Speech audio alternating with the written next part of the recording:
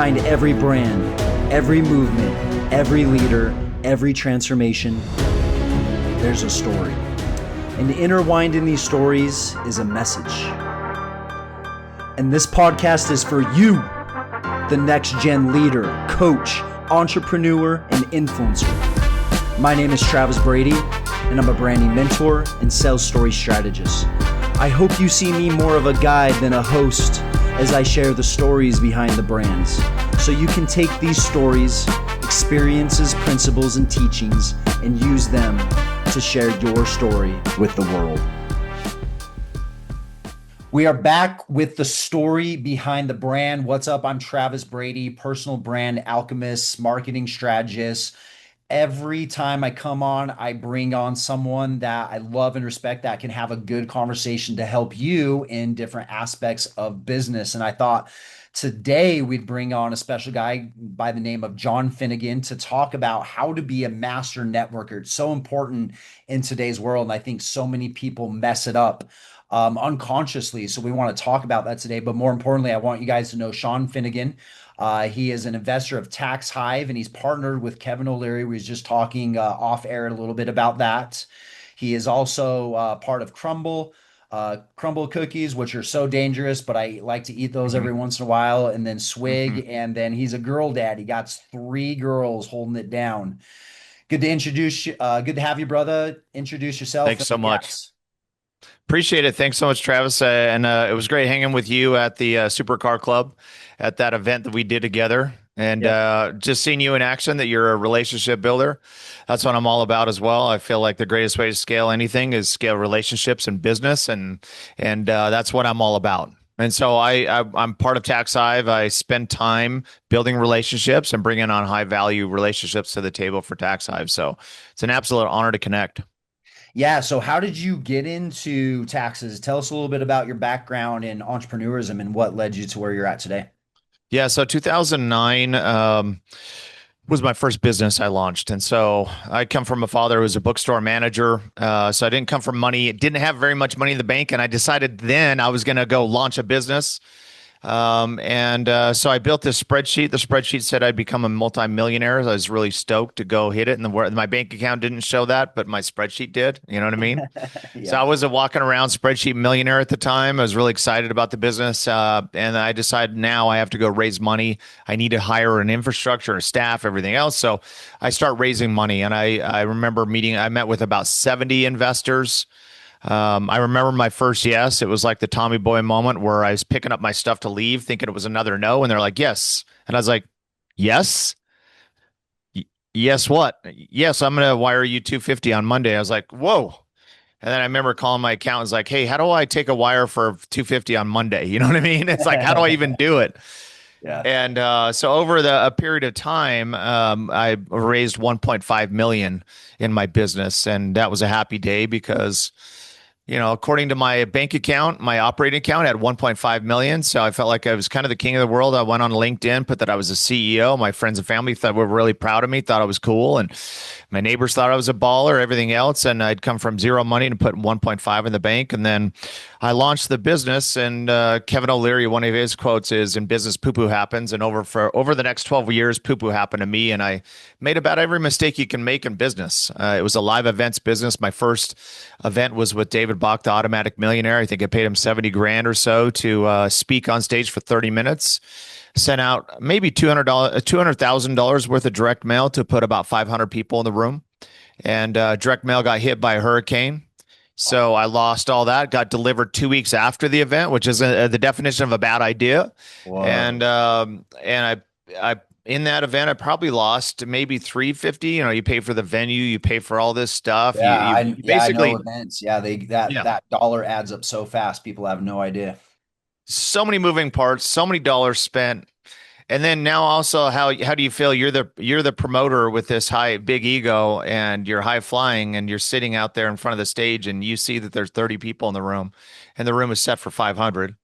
And out of the corner of your eye, you see a Mercedes, a limousine pulling up. A guy who had faith and confidence in you, that you said, "Hey, I'm going to look good and for my brand and standing in front of hundreds of people." He's standing out there to 30 people, and it was miserable. Obviously, one of my first events was an absolute crash and burn. Oh man, you went all out. You threw a Hail Mary that was your first event?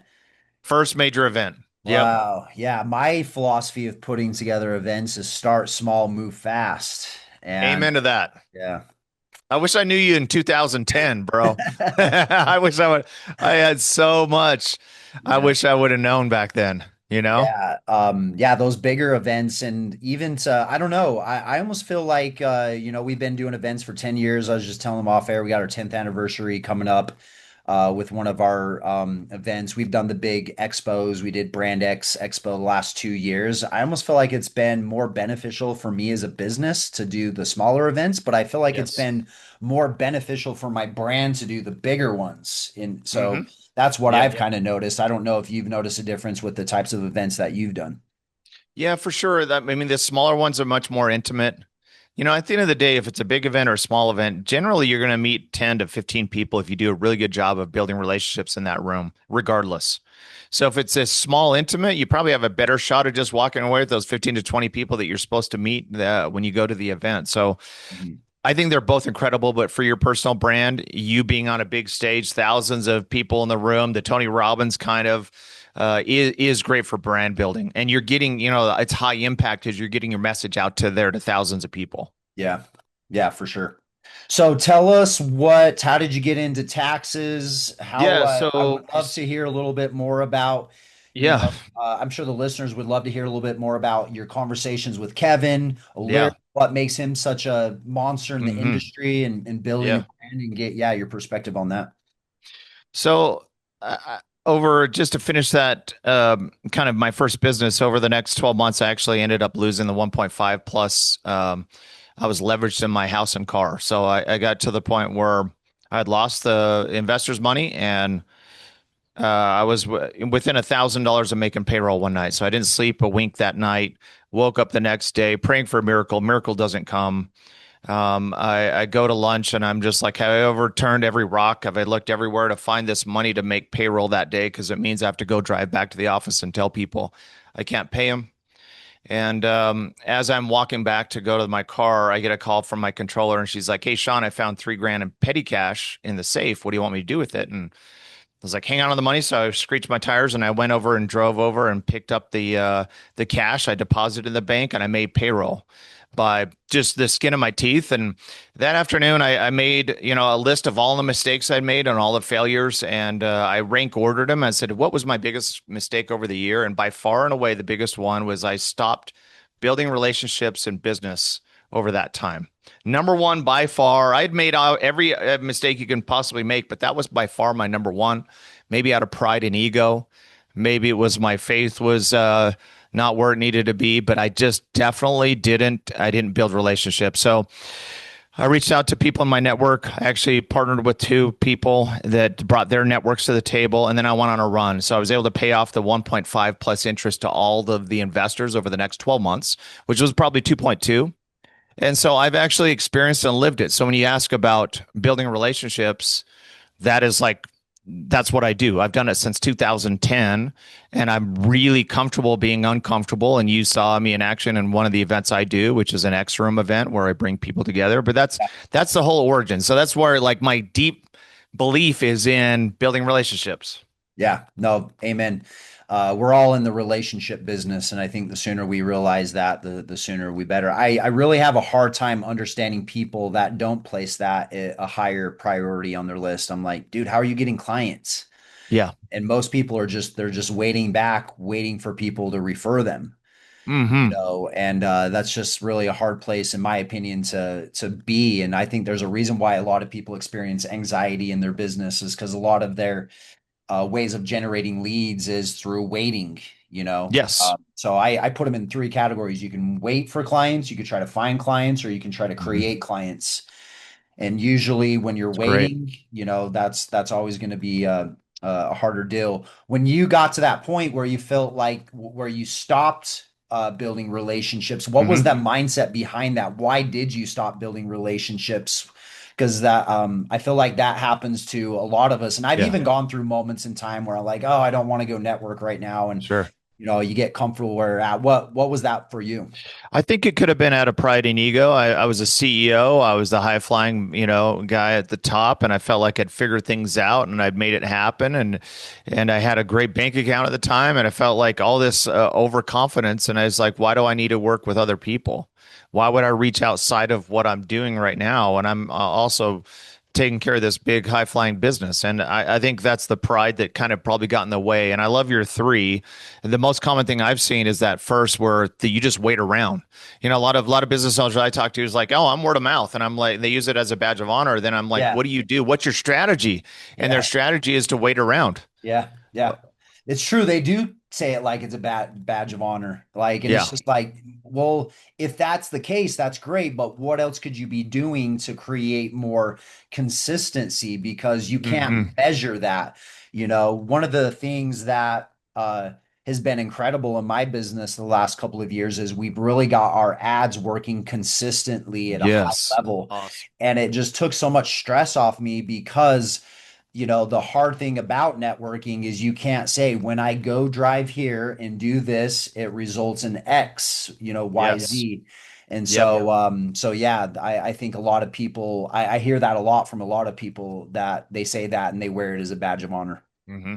Yeah. So, Tax Hive has Kevin O'Leary as a partner to Tax Hive, and they heavily market his brand. So they're out there in the airways making that happen. We love word of mouth. We get a lot of word of mouth. We get a lot of clients referring their friends to us. We absolutely love that.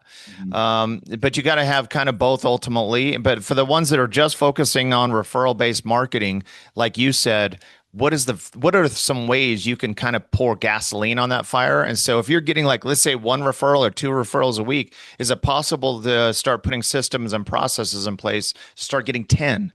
And if you 10x kind of how many referrals are coming in, what does that mean for you in your business revenue wise? So focus on that instead of just waiting around for the phone, your cell phone to ring for someone who wants to buy your product. How do you create your own luck, right? Yeah, absolutely. For going back to Kevin O'Leary, we didn't get a really chance to stop on that. What do you feel like has made Kevin O'Leary so successful, and what do you think is so powerful or influential about his personal brand? You've meet with him, you said an hour a week, and then you once a year get to go hang out in person with all the other businesses from Shark Mm-hmm. Tank. Tell us a little bit Yeah. about what you see from your perspective. So Kevin, I love I love those guys like Kevin that they don't need to work really. You know what I mean? And if you're ever around him, he's an extremely busy individual, and I'm always shocked at his schedule. Like I remember being with him once and looking at his schedule, and it looks like it is like painful to look at. It is on the 30 scheduled. And I remember one year, it was like maybe it was like November timeframe, and I said, "Hey, Kevin, New Year's resolutions coming up. What's your New Year's? Do you do a New Year's resolution? And two, what is it? How do you structure it?" And he said, "Yes, I do them every year." And he said, "But I only choose one thing." And I said, "Well, have you decided what your one thing is next year?" And he said, "My one thing is I want to become 10% more efficient with my time." And I'm thinking, 10%, that's a couple of hours a day. Where is he going to find it? Because I've never seen anyone as busy and as efficient as him ever. Yeah. Mhm. And so I didn't see him again until like February. And I said, "Hey, Kevin, I want to check in on your New Year's resolution. How's that going?" And he said, "Well, it was really difficult. I was looking at my schedule really hard, and I determined that there's actual holes in my schedule." And I was like, "Where?" And he said, "All those holes represent the times I have to eat food." And during those times, I decided that I'm going to reach out to others, and I'm going to build relationships while I have lunch or while I go to dinner. So his right hand Nancy will, if they're going to San Diego, she'll reach out to a big business owner in the area and say, "Hey, Kevin's coming out. You want to grab dinner and put out content, have a great conversation?" And he started filling up. That's where he got his 2 hours on the day. And I was like, "Well, I could do that. I'm never going to have lunch alone. I'm going to do that." So I took his advice and do it. But what it shows you about him is how much he values relationships and how he's been able to really leverage relationships and spend that extra hour building rapport with another business owner because all of his businesses can benefit from that relationship. potentially. Yeah, I've heard of that. The quote is never eat alone, I think it is, or Hmm. there's maybe a book on that. There's a Yeah. book called Never Eat Lunch Alone.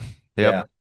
Yeah, it just reminds me, I was actually thinking about this a couple weeks ago. We used to bring over a friend or a client at least once a week and cook dinner for them. And I'm like, man, I need to get that going again. I need to, so Hmm. this is a good reminder for that. Um, Amen to that. yeah, let's steer the conversation back to networking. What do you Hmm. feel like is the biggest mistake people make through networking? So I actually have three different things, but the first is live events. I saw you at a live event. I watched you in action, building relationships with people, and I think it's I've seen a lot of people make a mistake in that setting. And the most common mistake I see people make is sometimes it's really uncomfortable to go into a room filled with strangers a lot of times. That sounds like purgatory to some people, Yeah, right? for I don't sure. want to go talk to people I don't know. What, you kidding me? So Yeah, what they do a lot of times is it's how they show up is everything. So they sit here on their phone and they're just looking at their phone, and then they go to the corner of the room and their intention is I'm just going to block these people out and not engage. And they come in and block up. They're a block of ice when they come in. They stay iced and they leave iced. yeah, As opposed to what's your intention? I set an intention before I enter the room, and I look at that room as a portal. I'm standing on the other side of that. I'm going to make the person who's the best relationship builder in charge of that moment. And I go to the center of the room. I go talk to someone like Travis, and I say, "Hey, shake your hand in the center of the room." I ask Travis to introduce me to some people I should meet. I mean, that's the kind of stuff you should do. So how you show up is everything, mhm. and I've seen that fumble commonly. Yeah. People go stand in the corner, expect everyone Hmm. to approach them type of thing, and Hmm. then not realizing that they have a big FU across their face. Hmm. Yeah, Yeah. exactly right. Yeah, for sure. You've been doing the X Room as your Hmm. networking event. How long have you been It doing is. that for? I started it 4 years ago. I do it every quarter in a lot of the markets, and I just said, "Hey, I want to figure out how to get a Travis in a room to show up, and what will Travis do? What won't you do?" Mhm. And so I said, "Hey, I'm just going to make it every quarter. It's free, but it's by invitation only. I have someone sponsor the lunch. It's in and bubble. It's not profitable." And so my first group was like 25 people. My last group up here in Utah was 350 people. The one that we met down there in Arizona was around 100 people in that room. Yeah. And so it's just kind of grown. And so it starts smaller and then it just kind of builds and builds and builds. It's been wild to Yeah, see and I it. want I want to come back to that in a moment because I always ask, with our brotherhood community that we're building, the question I always ask people is like, do you want to tap into a network or do you want to build a Mhm. network around you? Amen to that. And people will be like, well, what's the difference? Well, Hmm. tapping into a network is essentially coming in and meeting everyone within our network. Building a network around you is where you build the community Hmm. around you, around a theme, around an idea, around doing something. And sometimes the best communities don't really have anything to do with your business. Hmm. I remember you saying this. You said, building a community around taxes probably wouldn't be very exciting for people to Hmm. want to attend. Did you do Sure. that, or was that something you were just saying out loud? No, so yeah, it was like I feel like a lot of times the mistake when you're building. So I agree 100% what you talk about with your brotherhood because, like I always tell people, hey, do you want a seat at the table or do you want to create your own table? Yeah, that's a good one. That's a good one too. Right, which is like, do you want to create a magnet to draw people to you, right? Hmm. And what does that look like? For me, I was like, I'm not gonna, a lot of times there's a fractional CFO companies here. They have their own kind of meetups, and you're like, I know they're going to be selling me or trying to sell me or their insurance or whatever it is. And so I was like, how do I do the cool factor and create something that's more general that all of the community can benefit from, not just a company benefiting from putting that on? And that was my concept behind the X room. So it's X. It represents two lines that have an intersection. That intersection represents two business owners connecting, and then it creates a multiple, is where the X comes from. Okay, Right. And so it wasn't just about me and the benefit of Tax Hive, which I for sure indirectly get, sure. but it's also about every single person in the room. And since I've built this thing, I never go a week without hearing some kind of connection that was made, some business that was funded, Nice. some joint venture that was done. I literally every week, like I met so and so at the X room and it was incredible. And this is what we've done since. And Nice. that's what it's all about. Nice, man. So you've done these for a while, you've done events for a while. What are some of the other mistakes or things that you see with people and networking that yeah, that doesn't benefit them very well? Yeah, part of the live event, the last piece is you have to the riches are made in the follow up. So if I go up and talk to you and I know, hey, Travis, based on the brotherhood, everything else you're building, what I'm doing, there's a great connection and a great fit. Most people will go home and just like, okay, I'll send you a text later. Mhm. Don't do that. It's awkward. You get home, you're like, Travis, I met you at that thing. You're like, which one was that? Okay, which thing? And then, so most people just don't do it. Mhm. And so I at the event, I'm like, hey, Travis, based on what you're doing and what I'm doing, let's connect. I'd love to go to lunch next week. How's your schedule Tuesday or Wednesday? Let's connect, sit down and say how we can work together on this thing. I get it 100% of the time. That's a yes. And so I leave with 4 or 5 appointments, not 50 appointments, 4 or 5 in that whole group that makes sense for me, that align for me. That is like, so riches are made in the follow through. And I think the vast majority of business owners just will not do that piece. Yeah, I'm glad you said that. I was actually going to bring that up. I think that's the biggest mistake I've made over the years is you go to these events, you meet all these people, you leave feeling good, but then you get so bogged down with your day to day that you didn't even follow up. And so I learned this from somebody. Somebody he's like, hey, let's grab a picture. And he took a picture of Yes. us. And then he sent me a text and I was like, oh, now I have a face to him. Because at an Hmm. event, you're meeting lots of people and you don't necessarily Great point. remember the face every single time. So Hmm. that's been something I've been doing recently is taking a picture, sending it to them. I try to connect with people on whatever social media platform that they're on. If you're Hmm. Facebook, Instagram, I've noticed when you go to the younger generation, they want to connect on Instagram. When you go to the Hmm. older generation, they want to hand you a business card. Yes. And so every person likes to connect differently. So I think it's beneficial to connect the way that that person wants to connect Amen. for the follow up. Someone said this years ago, or not years ago, last year. They were saying something like they were in Europe, and they said the person asked them, "What do they do for work?" And he said, "You're not from around here, are you?" And the person said, "No. Why? How do you know?" He's like, "It sounds like an American question. What do you do for work?" Hmm. You know what I Right. mean? So I Yeah. try not to ask them, I "What do try you?" not to ask that as well. Yeah, I Yeah. try to like, hey, what do you like? What do you like to do for fun? That's my go-to Yeah. lately that I like to ask people and really just like to have a casual conversation. You know, we do business with people we trust, like, and connect with. So I really just really start there. You know, I want Yeah. to build my business around my life rather than my life around my business. And I believe it Mm. starts in those individual conversations, you know, of Yeah. when you're networking with people. Yeah. Amen to that. I try to say, what are you most excited about right now? You know what Yeah. I mean? What's your Mhm. biggest focus? What's the biggest need you have, or what are you looking for? And you start like I'm a big believer. You first seek to understand and then to be understood, Yeah. right? Try to understand kind Mhm. of what they're experiencing, what they're going through, what do they need. And once you figure that out, then you can see if you're a good fit or someone in your network might be a good fit and Yeah. provide value, right? Yeah, I love the exercise that you did at the event. Mhm. Do you want to briefly explain to the listeners what that exercise was for those who are listening? I think it's a great exercise. I'm going to Mhm. incorporate something like that at some of my next events. Yeah, so I always try to get the right people in the room. It's like we the people is the most and powerful word and words in our government, right? It is about the people. Every event I do, I always hear the same thing. Oh, those people were amazing, which they are.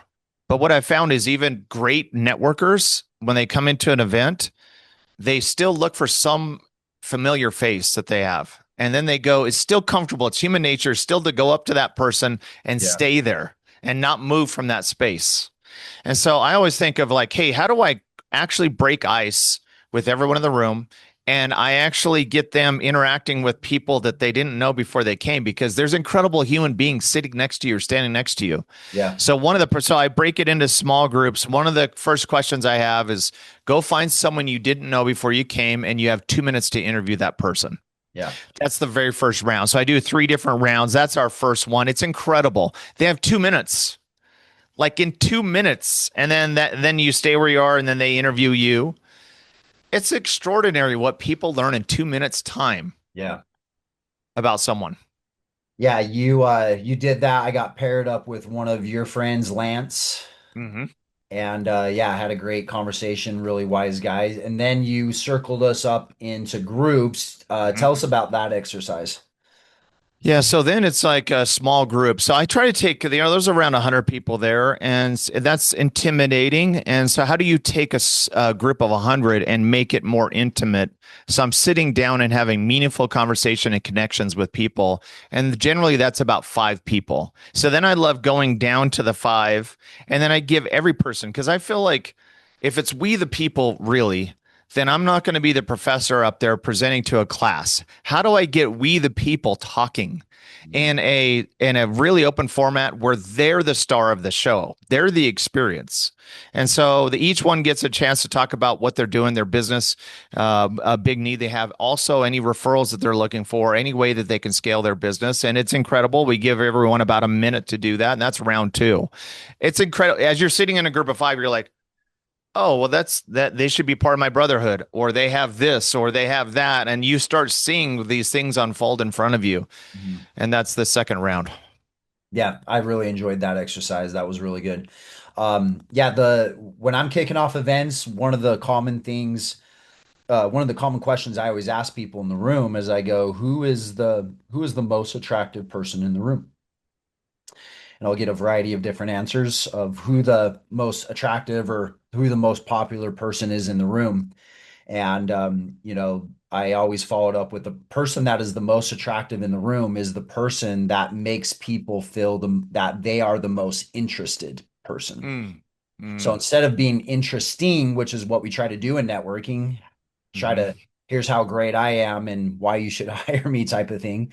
So Great. being interested in that person, Hmm. ultimately, I don't think we as human beings are very good at making other people feel heard and Hmm. empathizing with people. And I think if you have the ability to do that, if you have the ability to listen to people, to confirm their goals, to help them believe in themselves and all those things, I think you just set yourself apart of everybody else in the room. So I think it's 100%. about being interested, not being Hmm. interesting. Yeah. And it seems that like little thing like really just takes the event to a whole new level. I don't want to Amen. compete with you or anyone else, but I really do feel like our events are some of the best events because of the way we set expectations coming into the room.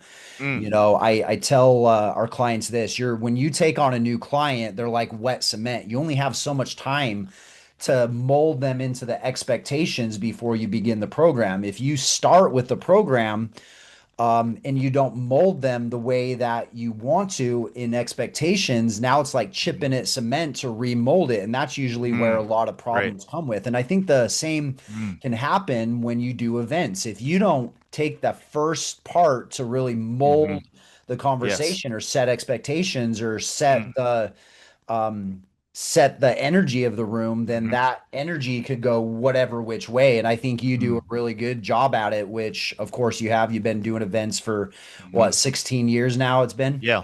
Hmm. Yeah. Yeah, I think that's a great point. I think I love your point about being interested as well.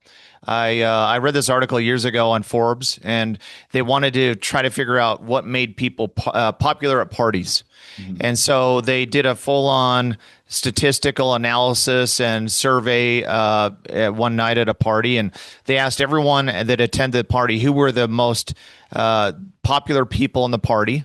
And Mhm. they boiled it down to two individuals were the most named in the whole party that night. Mhm. And so they met with the individuals and they asked them, okay, so how were you? Why were you the most popular person of the party? And the answers were the same of both individuals, which is I just asked people about them.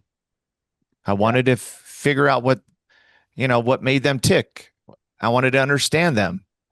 And that's how they became the most popular is because they were actually, you know, very much interested in finding out about people. Yeah, for sure. Um, obviously you're bought in on doing events and hosting these networking things. I come Hmm. across a lot of people and I feel like I have to sell them on that idea and Hmm. they're so like resistant to it Sure. sometimes. Hmm. What would you tell people that are listening um, about the importance of building your own event and your own community rather than just trying to tap into communities all the time? Yeah, so I look at all these business owners, let's say you have a catering company. Let's say it doesn't matter what it is. What would happen to your business if you actually created your own table and you had your own traffic, as opposed to relying on someone else's seat at their table? Like, what would actually happen if you created a magnet where people were coming to you? That was the whole purpose of why I did the X Room initially, is like, it's been the best thing and it's given me more than anything out there. But I always ask someone, let's say they have a catering company, what would happen if you did a quarterly event where you brought in 200 people to talk about your catering company? And generally, when you send them down that path, they're like, wow, if I had a captive audience that came to test my food out, my catering food, and I can show them how great my ingredients are and I clean. I actually had talked to someone in Arizona just the other day. I was like, create your own table. Her food is the most clean food, zero chemicals. It is organic, made by hand, everything else. And she has a tough time explaining that to people. I'm like, just create your own table. Bring people in, host a lunch. It's really simple. I tell people always, place to start, just do a lunch. People have to eat lunch. And you're like, hey, I'm doing a small lunch. I want you to try my handcrafted food. And so she's starting her first lunch. She's doing her first lunch next week, where she's Nice. just bringing people together. Because if they taste her lunch, they're going to want her catering services. They're going to Yep. want, she does meal prep. They're going to want all that. But get them to that table. Yep. Yep. What are some of the things you hear from people of why they don't do it?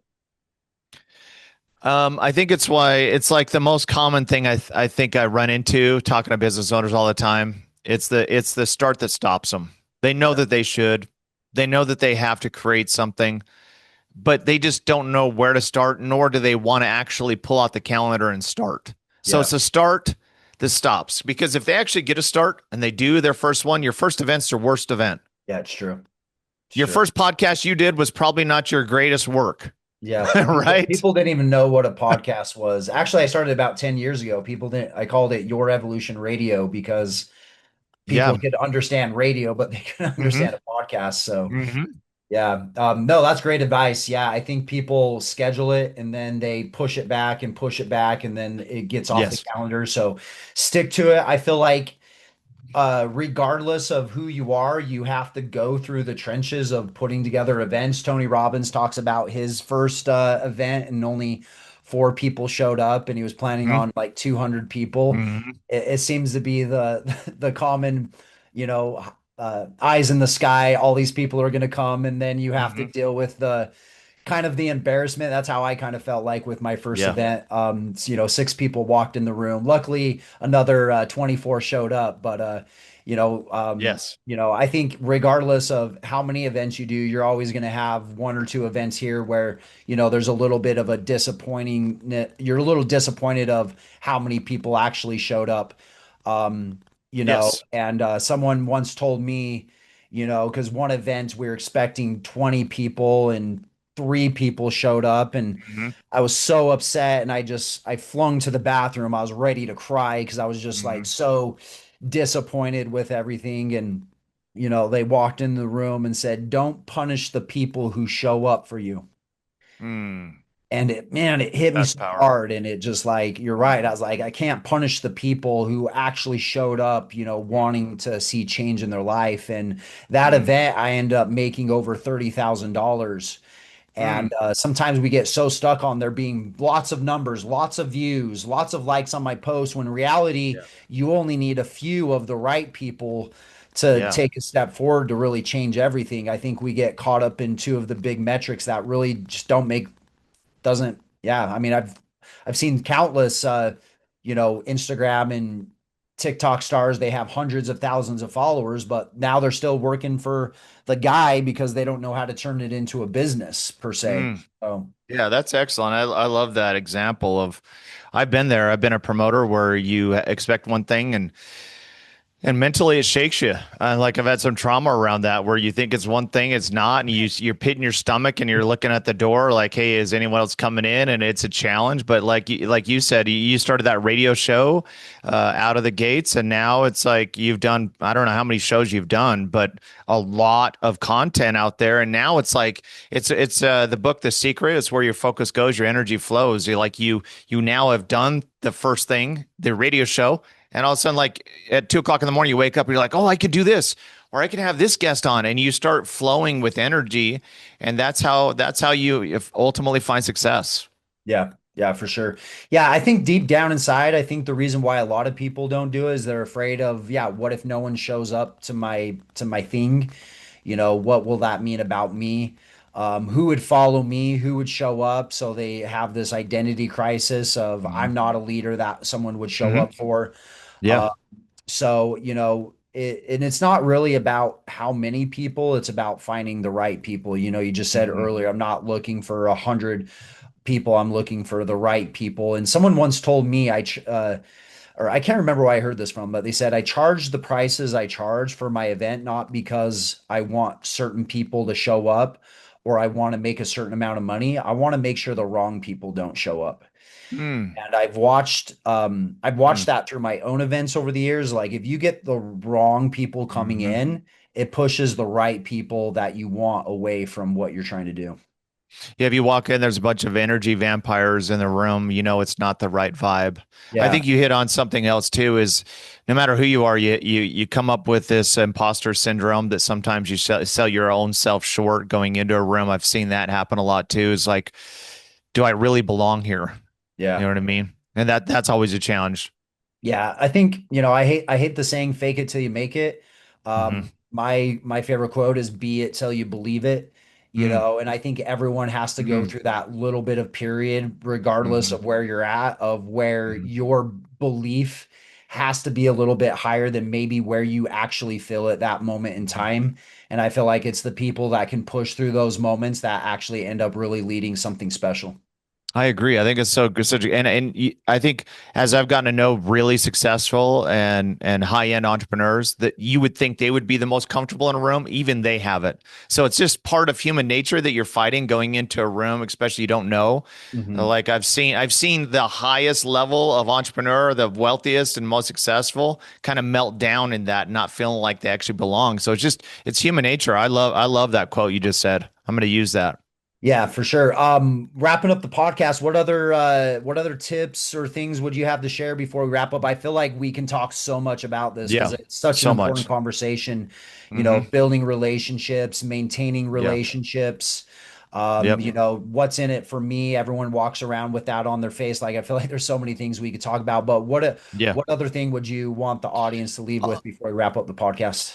I'll give you, so I'm here part of Tax Hive. I'll give you just my number one at Tax Hive. So the number one thing that we run into, because we help the small business owner and we do tax filing, bookkeeping, and we do tax planning. So we help the small one. The small business owner gets absolutely no love out there.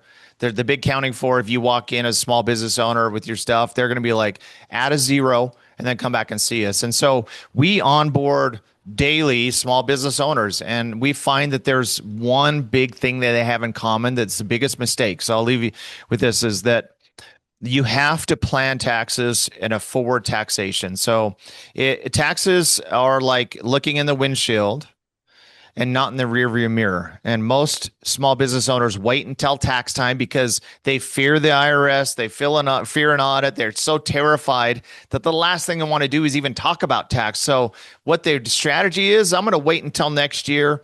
I'll talk to my accountant. I pray for a miracle then, where I don't want to take deductions because I'm afraid of something.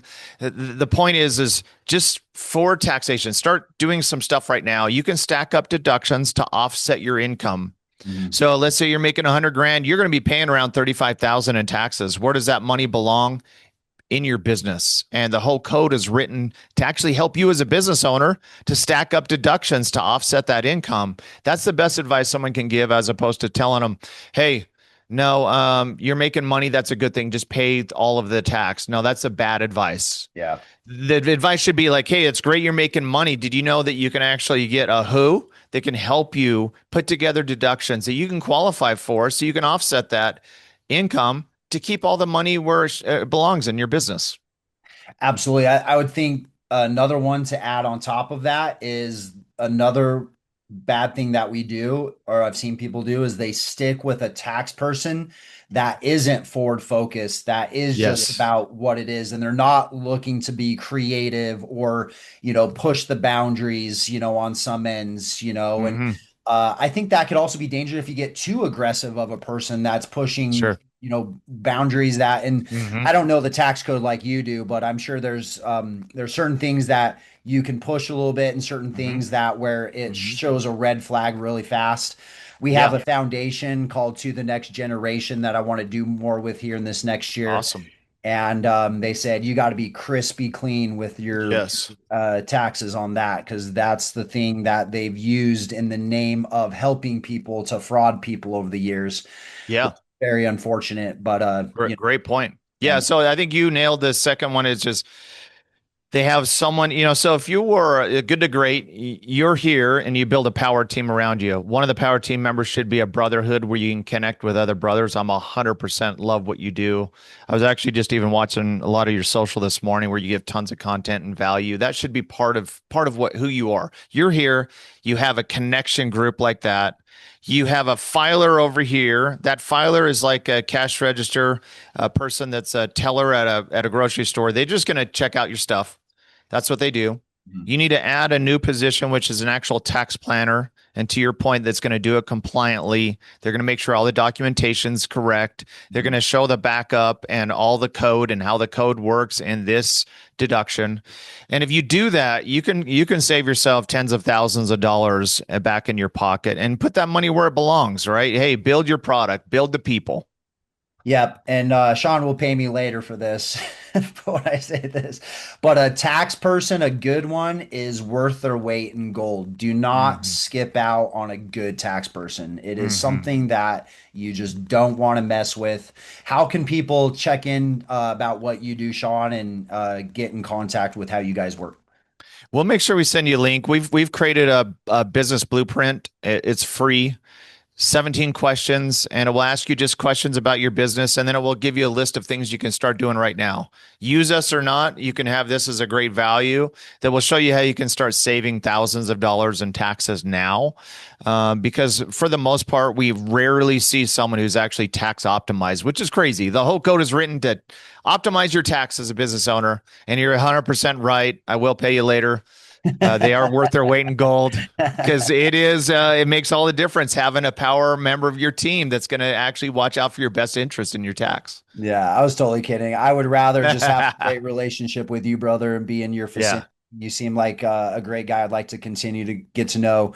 How can people follow you? What's your So I'm Instagram? Finnegan Sean. I'm all over social media. I think I'm the only Finnegan Sean out there with a name like that. So happy to connect. I'm always looking to build my network. So it's been an absolute honor to be on your show as well, man. Yeah, it was a great conversation. I think is extremely valuable. If you're listening to this conversation right now, please share it with someone that you feel like could really benefit from it. Your partner, even your friends or something that you think could really benefit from it. Share your story with the world. Remember, you are the brand X Factor, and we'll talk here soon. Good talk. Hey, you know you have a story to share with the world, which means you need to get on more live stages. Go to bnextgen.com/speak. Again, bnextgen.com/speak. Or you could just click the link in the description. Fill out an application, our team will reach out to you and show you how our speaker partnership works. Get on a stage, get video, blow up your brand, blow up your business. Let's go.